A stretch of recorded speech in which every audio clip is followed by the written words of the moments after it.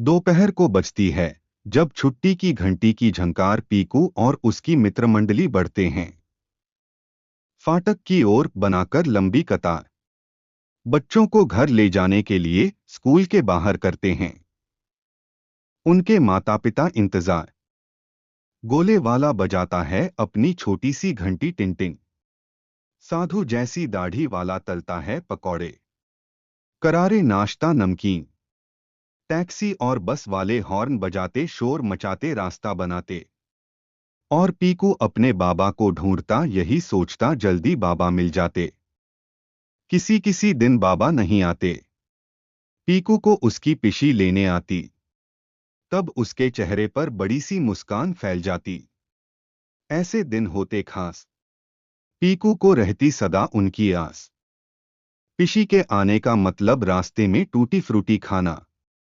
जबकि बाबा के आने के मायने उसे सीधे घर ले जाना। पिशी जब जब आती होता लाल डबल डेकर बस का इंतजार। पर बाबा खाली टैक्सी मिलते ही हो जाते उसमें सवार। पिशी का लेने आना यानी नई नई कॉमिक किताबें और मुखौटे दिलाना। जबकि बाबा की रुचि गणित और अच्छी लिखावट में होमवर्क लिखना। दूसरे बच्चों के घर थे माम बाबा वाले परिवार। पीकू के हिस्से में था बाबा और पिशी का दुलार। बाबा ठहरे धीर गंभीर बड़के भाई। पिशी छोटी बहना नटखट मजेदार। बाबा जाते अपने दफ्तर सप्ताह के बाकी वार। पिशी पढ़ाने कॉलेज जाती होकर के तैयार। शनिवार रविवार को पीकू को पार्क में बाबा ले कर जाते। वे कुत्तों को खाना खिलाते और लाड़ से उनकी प्यारी नमन नाक दबाते। माँ की पढ़ाई किताबें घर पर अब पिशी पढ़कर सुनाती। कुछ और नहीं तो पीकू को पतंग उड़ाना सिखाती। एक रविवार की शाम पिशी पीकू और बाबा को ले साथ निकली। एक ऐसी जगह ले गई पिशी जहां नहीं गए थे पहले कभी। था वह एक भवन अनोखा। नाम था रंगमंच। अंदर में विराजमान था एक बहुत बड़ा सा मंच। आगे कुर्सियां कतारदर तार। पीकू और बाबा बैठे साथ और करने लगे इंतजार। बड़े लोग बैठे थे उसमें चुपचाप जैसे होंठ सिलकर। कुछ बात हो कहनी तो बस खुसुर फुसुर धीरे से कर। और दबी सी खक खक करते। खांसी आने जाने पर। तभी अचानक पुप अंधेरा छाया। सुनहली रोशनी किरणों से सारा रंगमंच नहाया। पिशी ही पिशी मंच पर छा गई। पीकू रह गया हक्का बक्का। उसने पिशी को आवाज देनी चाहिए पर अब वह पीकू की पिशी नहीं लग रही थी। उस दिन वह बनी थी एक राजकुमारी। पहन कीमती कपड़े और गहने।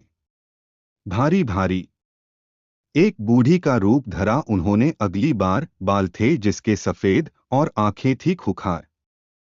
पिशी चाहे तो मुंह से निकाले महारानी से बोल। सुर छेड़ गांव की छोरी सा दे कानों में रस घोल। कभी कभी वे बांचे साड़ी अपनी जीन्स टी शर्ट छोड़कर। और कभी रखें खुले बाल छोड़ चोटी का चक्कर। पीकू जैसी पिशी नहीं थी और किसी के भी पास। दूसरे बच्चों के एक माँ एक बाबा। पीकू के एक बाबा और एक पिशी जब चाहे बन जाती थीं। जो जी चाहे खुशी खुशी। अपनी पिशी से पूछा पीकू ने एक रात। कभी कोई तो कभी कोई। आप कैसे बन जाती हैं? बूढ़ी नहीं है खुद पर उनके मन को कैसे पढ़ पाती हैं? तो पिशी ने उसे कुछ यूं समझाया। अपना गहरा राज बताया। क्या क्या है किसके मन में? जानना चाहते हो अगर? बहुत ध्यान देना पड़ता है उनके चलने के ढंग पर, बोलने के अंदाज पर, सोचने के तरीके पर। चाहे तो पूछ सकते हो किसी से कोई सवाल। या ढेर दोस्त बनाकर जानो उनके दिल का हाल। और फिर कल्पना को अपनी उड़ने दो लंबी उड़ान। तो पीकू ने वैसा ही किया। एक दिन वह सब्जी वाले के पीछे चल पड़ा भरी दोपहरी। जो बूढ़े झबरे कुत्ते को लेकर साथ चिलचिलाती धूप में लगाता था फेरी। एक लड़का जब पार्क में आया, उसके साथ समय बिताया, अपना दोस्त बनाया। जब दादू कुछ दिन को साथ में रहने आए तो पीकू ने पूछकर उनसे जाना, क्या बचपन में उनको होमवर्क भाता था करना? जो गैर है कोई और है, क्या चलता है उसके मन में? जानने के लिए जीवन में देना है हर किसी पर ध्यान और लगाकर पंख कल्पना के खुद को है उड़ने देना। यूं सीखा पीकू ने दुनिया को अपना रंगमंच बनाना।